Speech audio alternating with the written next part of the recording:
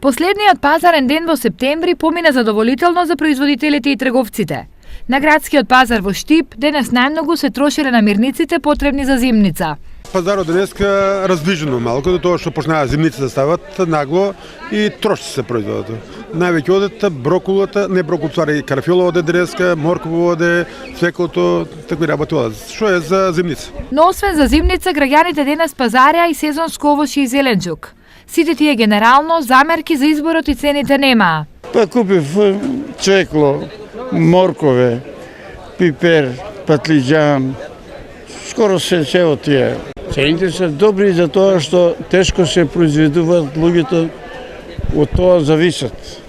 Не се во работен однос. Има нешто ефтино, има нешто и скапо и така. За мене е се едно, јас сум од странство дојдена и не можам да зборам.